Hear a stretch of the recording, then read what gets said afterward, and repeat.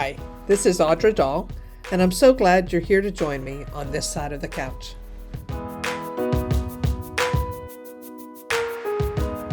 Hi, welcome to This Side of the Couch. I'm Audra Dahl, and I've taken about a year off of doing this podcast, and I'm trying to get back on track now, and I'm going to do things just a little bit differently starting off. Last June 2024, Josh Rose, who is the small groups pastor here at Rush Creek Church, asked me if I would participate in a series of podcasts with him called The Anxious Life. And he was using these podcasts as a training tool for the small group leaders. And I am always humbled and honored to be asked to do these things and gladly accepted, and then promptly recruited a couple of my counselors on the team here. And we did these three episodes in the series. It's called The Anxious Life. So in the first episode, Gina Bennett and Josh talked about anxiety and new believers and being in the image of God and what is happening in the body and brain with anxiety. And in this episode with Justin, Harvey, myself, and Josh, we talk about the anxiety of the heart. Is medication okay? Is it against the Bible? You know, how to engage anxiety at the heart level, and then also some practical things to do with anxiety to manage it. So I hope you enjoy this. Justin Harvey is one of my favorite people. So he is no longer with our counseling center, unfortunately, but he is off in Allen, Texas, being a youth minister up there, and I know changing lives just as well up there. So here we go. Let's get started. All right. Well, Justin, Audra, thank you so much for taking some time to talk today around anxiety and the heart. And so before we just jump in with this conversation, which I'm really excited about, go ahead and introduce yourself. There may be people watching who know who you are, and there may be people who know of you, maybe people who've never heard of you, but I want them to kind of get an idea of who you are, what you're up to these days. Well, I'll go first, I guess. I am Audra Dahl. I am a licensed professional counselor, and I am the director of Rush Creek Counseling Center. I've been here for 15 years now this month, and love it here. So I do this, I do some speaking, used to be teaching, but this is my main gig now, and love it. Great. And I'm Justin Harvey. I'm a licensed professional counselor as well. Been here for a little over 5 years now. And I'm also on staff at First Baptist Burleson, working with our student team there. I'm the director of student discipleship, sort of an internal care of our students there. And so that's what I'm doing. I'm mostly here, but there a couple days a week. That's wonderful. Well, with environments of teaching, environments of ministry, I mean, it's all kingdom work, but in those specific environments, I think you're very appropriate for this topic today of this conversation I want to have around anxiety and the heart.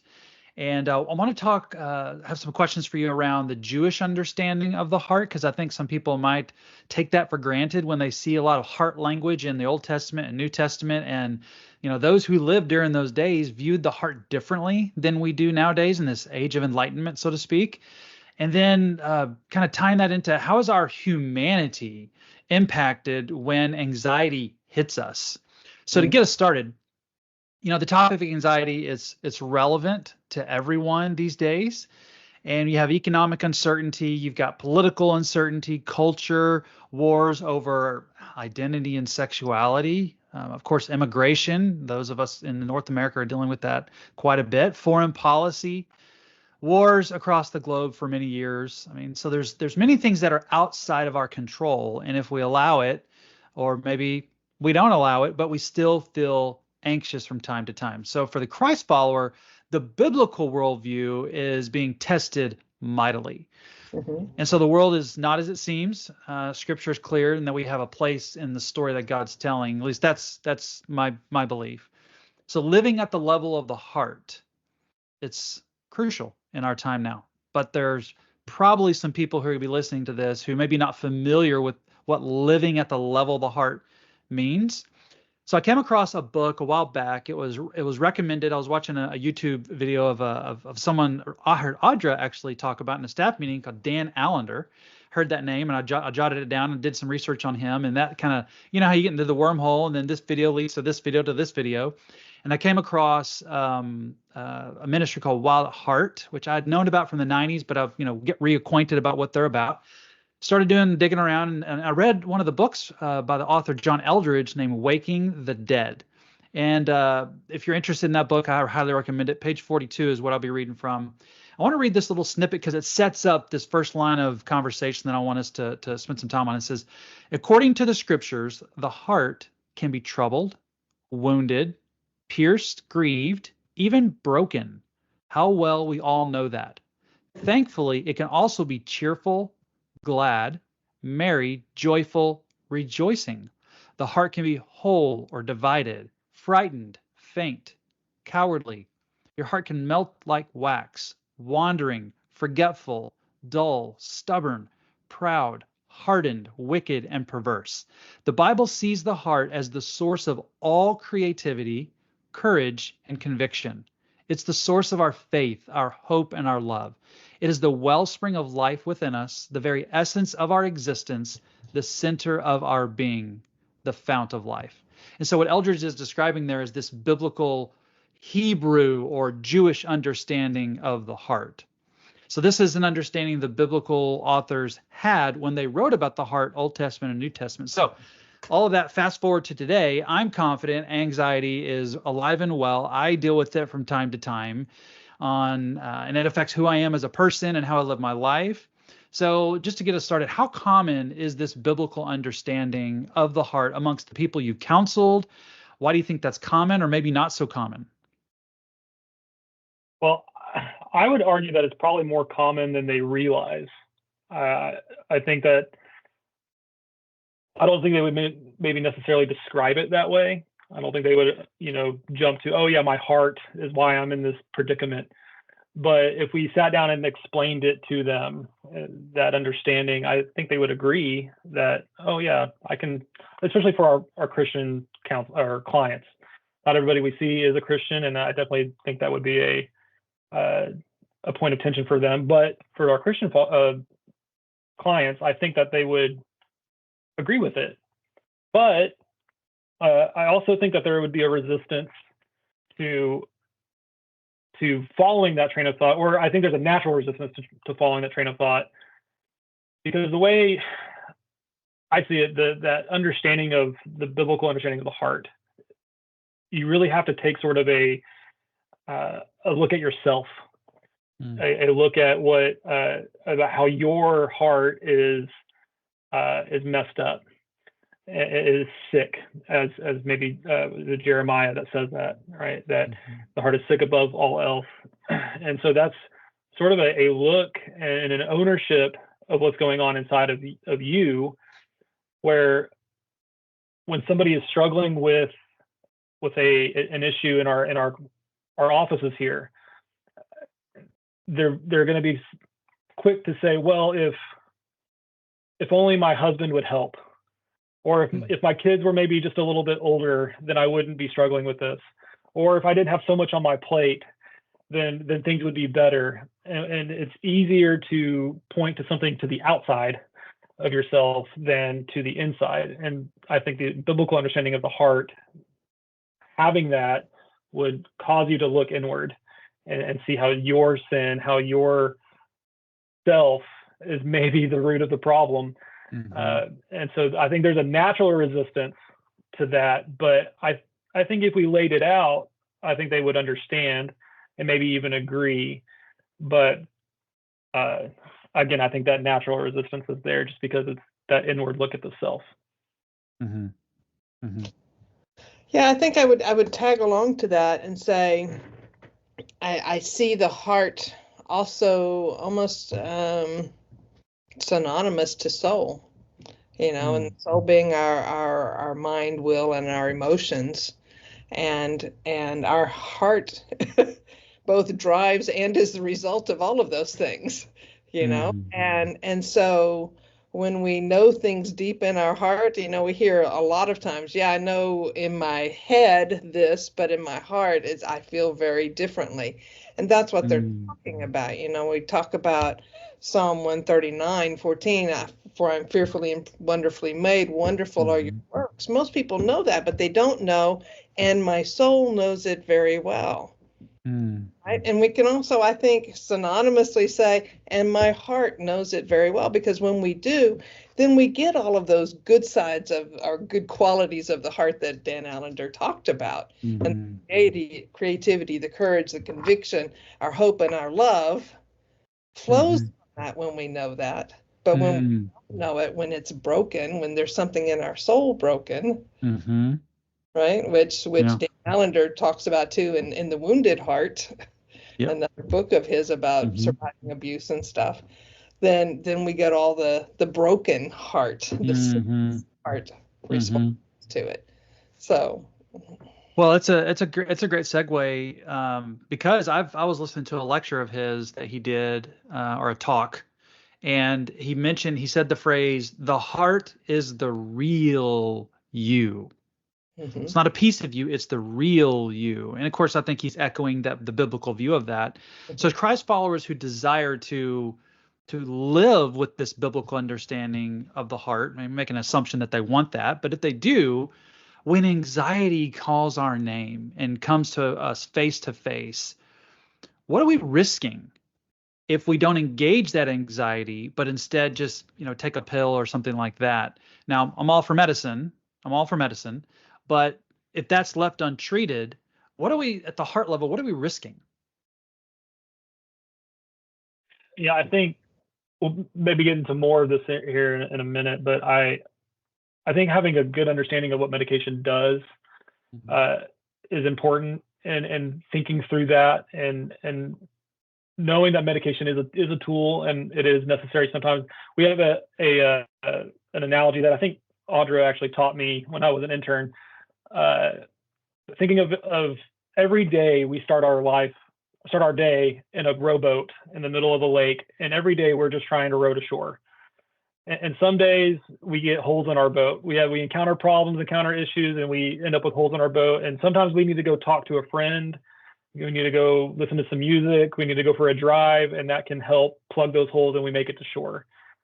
Sometimes the holes are so big, the problems are so big, that we need to go talk to a mentor or somebody with a little bit more wisdom that can speak into us. Sometimes we need to go talk to that trained professional because the holes are so big and so much. Sometimes there's so many holes, or they're so big that medication is necessary, and there's nothing wrong with that. And like I said, we'll get into this in a moment, but I think just kind of understanding what anxiety is too, and knowing that anxiety is not a bad thing. I think that's maybe a place to understand that having anxiety is not a bad thing. What we do with it maybe is a different story, but having it is not a bad thing. And sometimes our brain chemistry is just such that medication is what's necessary to help bring support or bring balance to the neurotransmitters that are maybe out of balance. But in terms of engaging with that anxiety, sometimes that does look like medication. Sometimes it looks like going to therapy. Sometimes it looks like taking some time and do some self-care, whatever that might look like for you. But yeah, I think that's where I'm going with it. Audra, what do you think? No, I agree with that. I think, certainly God created scientists and the medicines that flow from them, and the things in nature that we use as treatment also in those medications. But, we don't, the other, I guess, analogy I talk to people about is, if your pancreas isn't working well, there's no shame in taking insulin, because you have diabetes at that point, but for some reason, there's a huge stigma around taking a medication that helps your brain work better. Now, I'm not saying that we need to rush out and take a pill for everything. I would love to definitely try all the other things first. And, and oftentimes, if overwhelming anxiety is even preventing and inhibiting progress in counseling and it's hanging over you huge, either a huge depression cloud, huge anxiety cloud hanging over you, if we can move it over just a little bit to let a little sunshine and clearer thinking in, then that's what we can do to facilitate our work in the counseling, to facilitate being able to truly hear the scripture better, even, I think. And be able to because faith comes by hearing, and we got to be able to hear it well and receive it well. And if anxiety is preventing that, then let's do something that we can facilitate that process and hopefully be able to take it for a short amount of time. I'm all for take the least amount of medicine for the shortest amount of time. I think sometimes we just need the support of it to be able to do it. I don't think it's unbiblical to take a pill.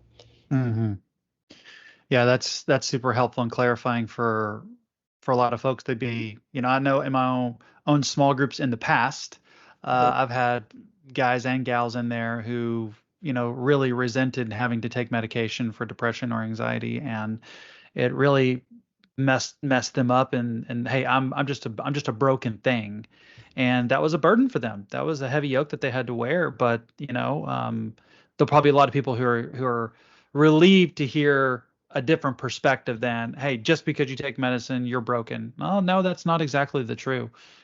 It's kind of like a broken leg. A broken leg will heal without any cast, without anything else on it. It will, but it's a harder process. It's more vulnerable. It's, riskier. It may not heal just right, but if we can support it with a cast for a short period of time, then we're going to heal better, faster, more truer in that sense, alignment. Yeah. Well, I think through the moment our planet has been through the past 5 years, of course, with lockdown and all the aftermath, and now we've got, boatloads of research and all the major disciplines have been done on the effects of COVID and all of these things. So for those who are going to be engaging this material, a lot of them are going to be new in Christ. And so I was talking on a different resource with a different counselor, and I mentioned to her that I had heard philosophers and theologians throughout the ages have said in many ways, but one that stuck out to me, that when you become a new believer, you got to be like an amphibian. You got to be able to live in multiple environments. So you got to be able to live in this world, but not be of this world. So you got to be able to know that there's a spiritual realm, an unseen realm, and the realm that we inhabit today. And so that's very similar as far as the effect it can have on you when big things come your way as a Christ follower, like anxiety. You hear that, Jesus is the bread of life. He's this. He gives you water that you'll never thirst again. Like, you hear these things as you're reading your Bible and you're growing in Christ. But when you come up against the things those essential promises are meant to push back against, it can be disorienting. It can be really disorienting. So again, in that Awakening the Dead book, there's a line in there that said the heart is central. And then he added the comment that we would even need to be reminded of this only shows how far we've fallen from the life we were meant to live. And that's something I want to key in on and ask you about, because it seems like, and I've talked with Pastor Marty about this, just me and him riffing on different things. And it seems like a collective desire of humanity is since COVID, we're just trying to figure out how life can be good again. We want life to be good again. However, we know that we live in a world that we have to find a new way forward. So I'd like to just get your thoughts on, for someone who may be in that mindset of, I want life to be good again, and I'm just taking things as they come, and anxiety is something they have to wrestle with. How can they engage their heart to help them not allow anxiety to overtake them? In other words, I'm looking for something practical. So they'll be listening to this. Practically, how can they engage anxiety? Maybe that's the best way to word it. How can they engage anxiety in such a way that they're doing so at the heart level? It's not just something that's superficial. Again, I think understanding what anxiety is that's not super practical. It's more theoretical, but I think understanding it helps you practically address it. And I think getting a good ground of, again, anxiety is not something to be ashamed of having. I often in my office, I point my clients to look at Jesus. In Luke 22, he's in the garden praying, and he's sweating blood. He is so stressed out, and I would argue anxious, knowing what's coming, that he's sweating blood. And so what does he do? And what is he doing? He's going to the Father. He's praying, right? He's also trying to get his support group around him. He's trying to get the disciples to come and be with him and pray with him. Now they're falling asleep. They're not doing a good job of being that for him, but he's modeling, I think, for us what we should do. But I think understanding, one, that there's nothing wrong with having anxiety, but when you do, what do you do with it? And so, and the Sermon on the Mount, I think even he has that section on anxiety, which if you look at the larger section of that sermon surrounding that, it's all about what do you do, human, what are you doing when you're struggling with things? Basically, you're trying to take control. You're trying to run the show. And in Matthew 6:33, he kind of wraps it all up. He says, "Seek first the kingdom, and all else will be added to you." Right. And so we see Jesus model that in the garden, and he's going to his like I said, his guys, and he's trying to bring them along with him. And James speaks to that in James 5:16, and he says, "Confess to one another that you may be healed." The prayers of a righteous person are strong and effective as they are working, right? And I love that verse. That verse means a lot to me just in my own journey, but I've just found so much healing in sharing the load, right? And I think that's what James understands, that, I love that he says confess, because when we think about confession, in a Christian sense, we usually think of, we confess to God, and when we confess to God, we get forgiveness. That's a vertical transaction. But when we confess to one another, a horizontal transaction, we receive healing. And it's because I think we're sharing our burdens, we're sharing our loads with other believers who can come around us and pray with us and pray for us and support us. And so when we're anxious, I think our natural desire is to try to control. I get that big bill, and it's like, okay, how do I fix this? Instead of, okay, let me pray about this, and let me go to my confidants in the faith and get their support on it. We start going through the checklist of things that we can do to try to control it and take it into our own hands. And so I think following Jesus' example of seek first the kingdom, and then get your guys around you, your gals around you, get your people around you. That would be the place I go to first.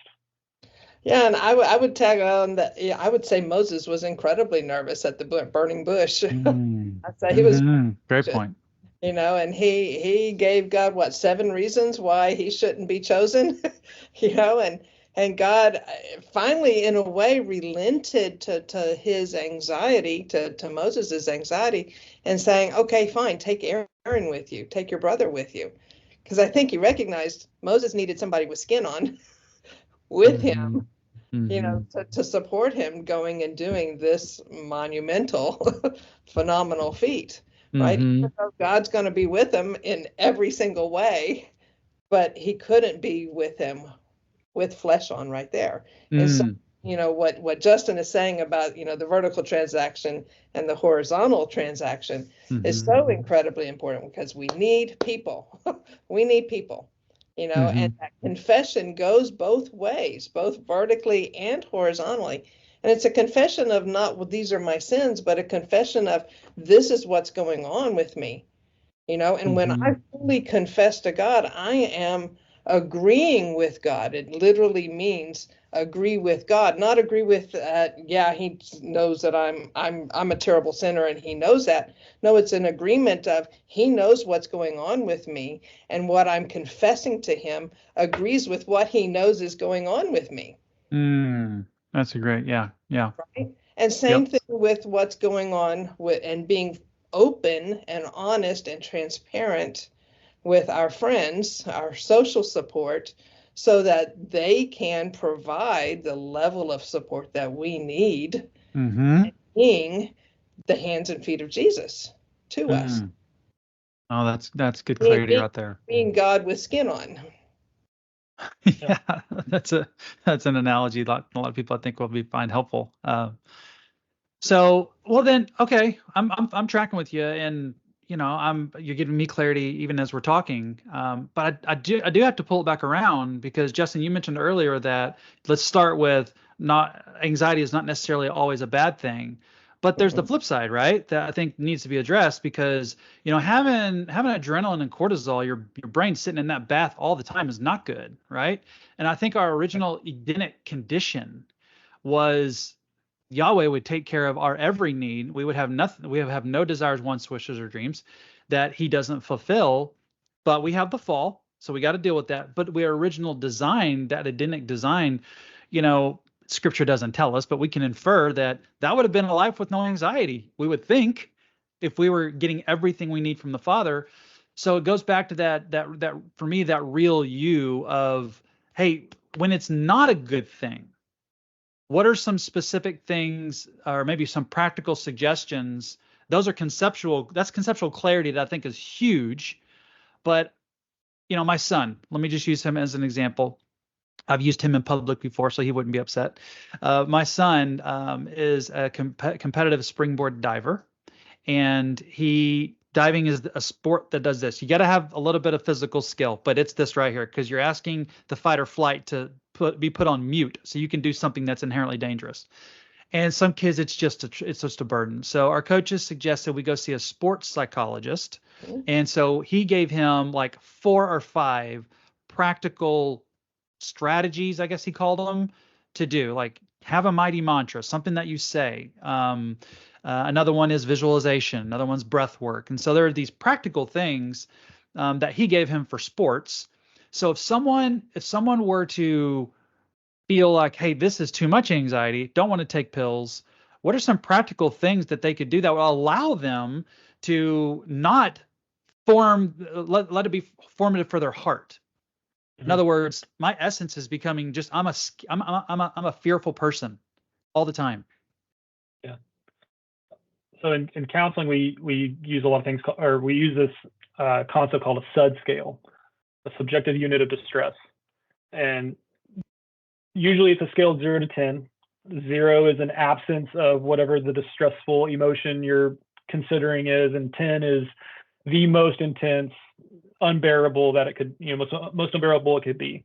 Mm-hmm. And the way I break it up, and the way I break it up for my clients, is usually like 1 to 4 is it's all inside. Nobody else knows what's going on unless you tell them about it or talk to them. But otherwise, just observing you, no one's going to know anything's going on. 5 to 7 is the vibe, right? Like, are you okay? I feel like something's off with you. I can just tell, but you're not necessarily doing anything or showing it, right? And then 8 to 10, people know because you're doing something that is exhibiting whatever you're feeling. And I think too often we wait until we're in that 6, 7, 8, 9 range to start coping, to start doing anything. And so I think kind of having a SUD scale in your head and being able to identify and label like, oh no, this just happened and I'm at a 2. I need to start coping now. It feels manageable. It feels like not a big deal. But if I don't start coping now, then this could very quickly jump to a 5, jump to an 8, 9, right? And so having coping strategies in place for when you get on that scale at all, a 0.5, it's time to start coping. Because if we don't, it can just start compounding and get overwhelming. And then the things that would work at a 1 to 4 are no longer effective in that upper range. Mm-hmm. And so now we kind of just have to wait it out. And so when you're in that 1 to 4 range, there's several things you can do to combat anxiety. Anxiety is a fear-based emotion. And so it's the fear of the unknown. It's the fear of something that hasn't happened yet. And that's why it's so crippling, is because our brain will go to the worst case scenario and just focus on there and just assume that the worst case thing is going to happen. And also, if you think about something that hasn't happened yet, then that means that your thinking is future oriented. right? So you're thinking in the future about something that hasn't happened yet. And so what we need to do, what can be helpful, is to try to bring your awareness back to the here and now. And in counseling, we call that mindfulness, right? It's just bringing your awareness back to here and now. So you can do things like different grounding techniques. Like you can bring your awareness to different parts of your body, and by not moving the body parts, but just kind of becoming aware of it, right? Like each of us can become aware of the seat underneath us right now. And you weren't paying attention to that before, but now you can feel the seat underneath you, right? You can become aware of your feet and your shoes and feel your shoe around your foot. And you weren't aware of that before, but now you are. And now you're thinking about something that's happening here and now, and you're not focusing on something that hasn't happened yet. And it's not going to make the source of your anxiety go away, but it might help keep you in that 1 to 4 range where you're thinking a lot more rationally than when you're in that upper range. Again,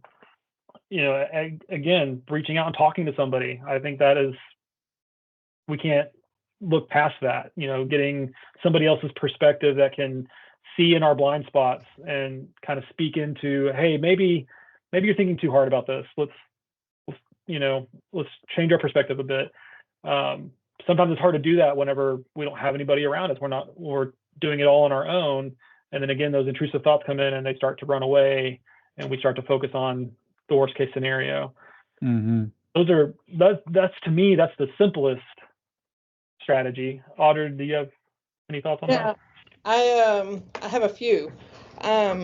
Mindfulness meditation is taking that mindfulness, the grounding exercises that Justin's talking about, and adding a meditation exercise to it. You can Google it, find it. There's lots of stuff out there for it, and it's really about drawing yourself back to what's happening in this moment, and being aware of your thoughts, being aware of your emotions, being aware of your surroundings, and being more alert to them. Because when we can do that, then we can recognize, oh, I'm having an anxious thought. And oftentimes we'll go, oh, I'm having an anxious thought. Oh my gosh, I'm anxious. And my body starts to feel more anxious. And then guess what happens? My thought catches in on that even more. And I get a negative feedback loop that says, the more I have these anxious thoughts, the more anxious I feel, the more anxious I feel, the more negative thoughts I have, and around you go. But when you can accomplish good mindfulness meditation, and you start recognizing, oh yeah, that's an anxious thought I'm having. I'm worried about what's going to happen on my test tomorrow, and I'm getting caught up in that. I can go, yep, I can see I'm worried about my test tomorrow, but you know what? That's tomorrow, and right now I'm just going to focus on what I know right now. Because God only promises what is right now. Give us today our daily bread. Manna only lasted for today. He doesn't tell us anything about what is tomorrow, right? We don't know. But what I know is what I have right now. And so through mindfulness meditation, it teaches you to examine your thoughts, not as I had this thought, so it's absolutely true, but as I had this thought, do I need to pay it more attention? Do I need to create more value around it and react to it? Counseling, we talk about the river of consciousness, and we get to decide what's going to keep permeating into our consciousness, or we can shut that river off and say, no, that is an anxious thought. It's not promoting anything happy or healthy today. It's only causing more issues, right? So mindfulness meditation does a lot of that kind of work. There's a great series on Netflix called, it's the guy that did the TED Talk. It is Headspace Guide to Meditation. And they're very simple little meditations. They're 20-minute episodes, but there's different ones for stress, anxiety, sleep, all kinds of stuff. Relaxation exercises are different from meditation because they're relaxing on purpose. They are not sit on the TV and watch, or sit on the couch and watch TV for an hour. We think that's relaxing. It might be relaxing, but it's actually escaping. It's not relaxing your body. There's a big difference. So doing relaxation exercises like guided imagery, progressive muscle relaxation, autogenic phrases, all of these things you can Google, you can YouTube them. They will come up with stuff for you.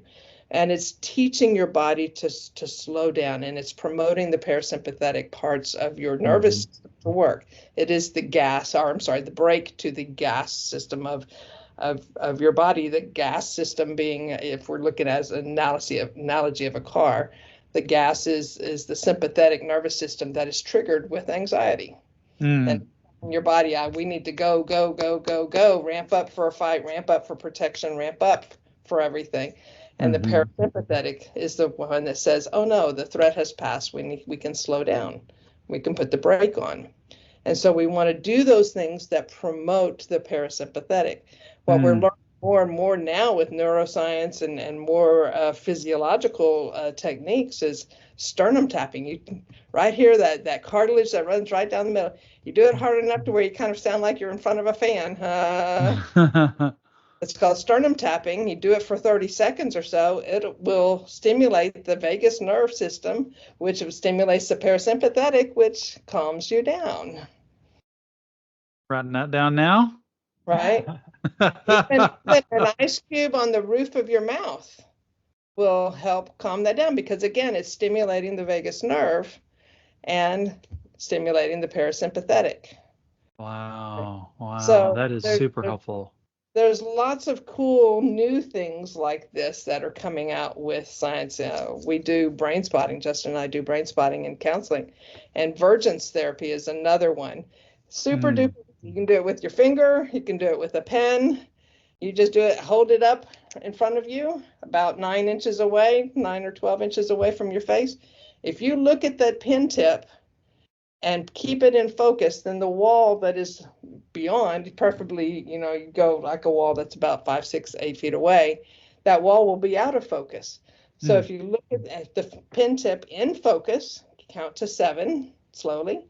And then when you get to 7, focus through the pen tip to the wall and bring the wall into focus. In other words, you're using your far focus at that point. Then count to 7, and then back to the pen, keeping it in focus, and back and forth is using opposite ocular muscles for focus, near focus versus far focus.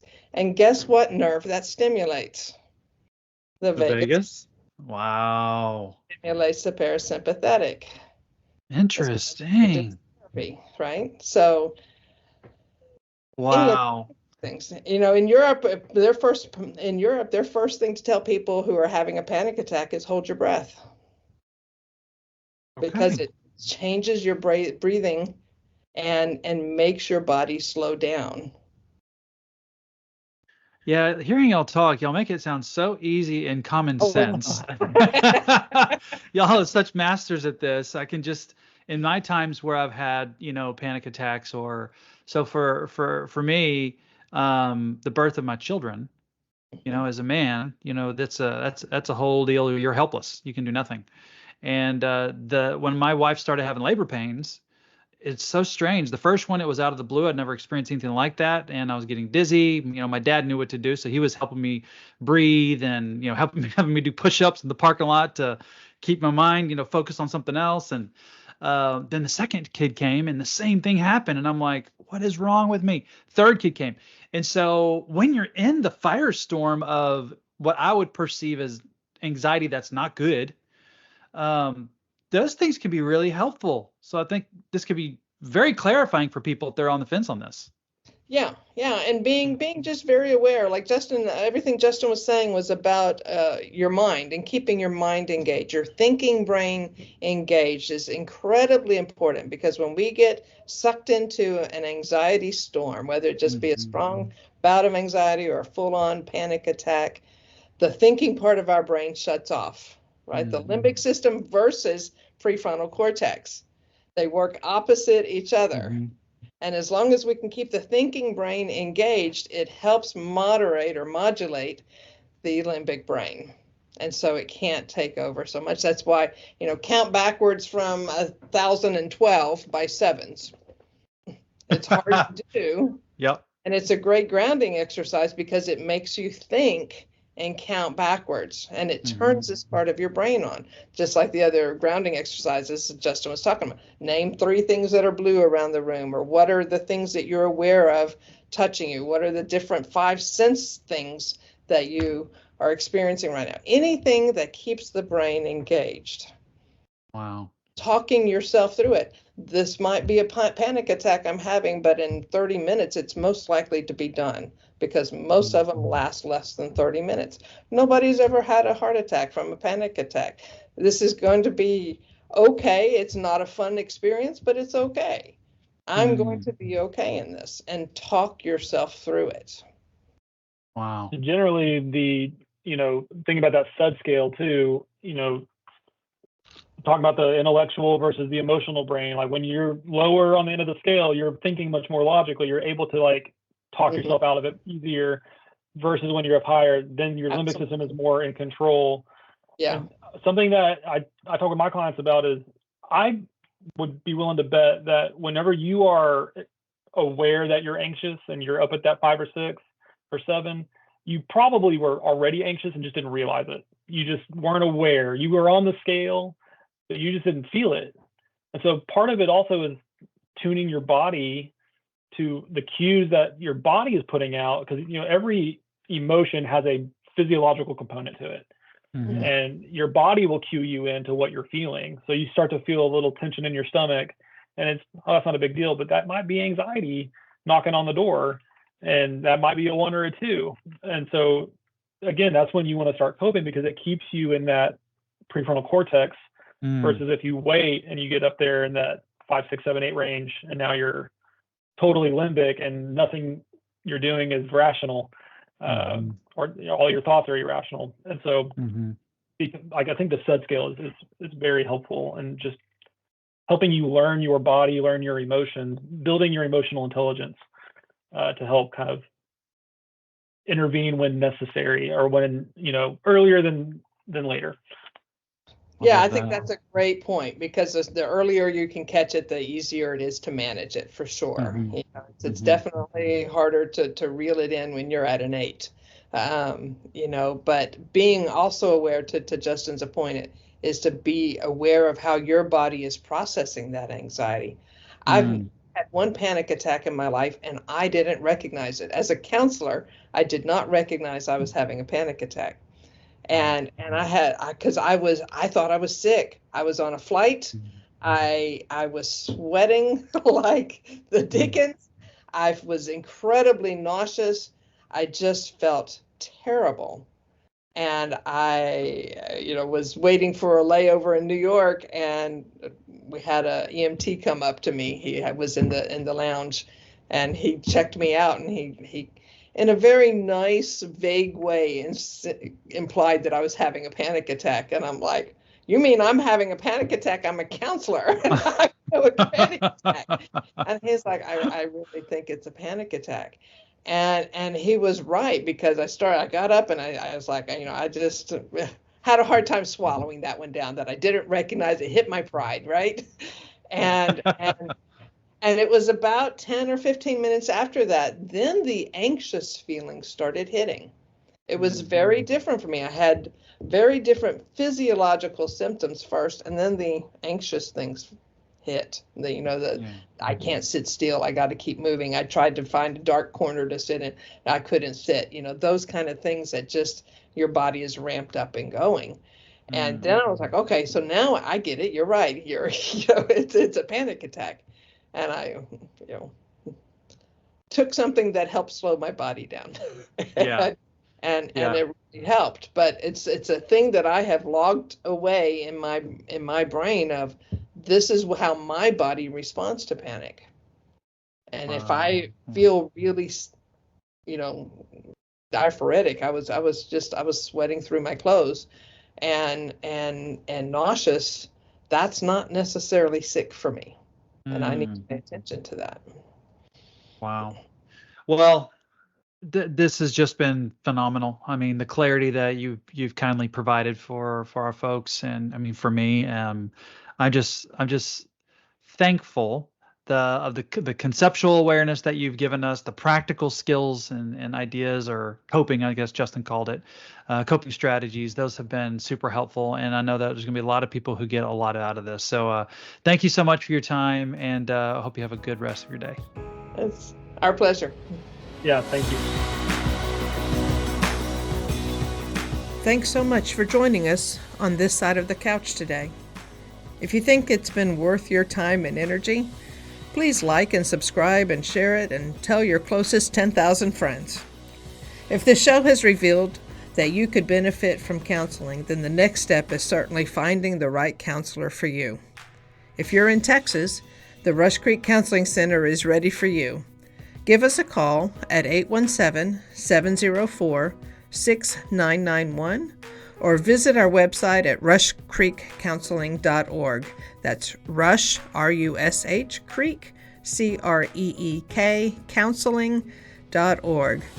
If you are outside of Texas, I still encourage you to seek out a counselor and step onto that path of healing. Now go have an awesome day.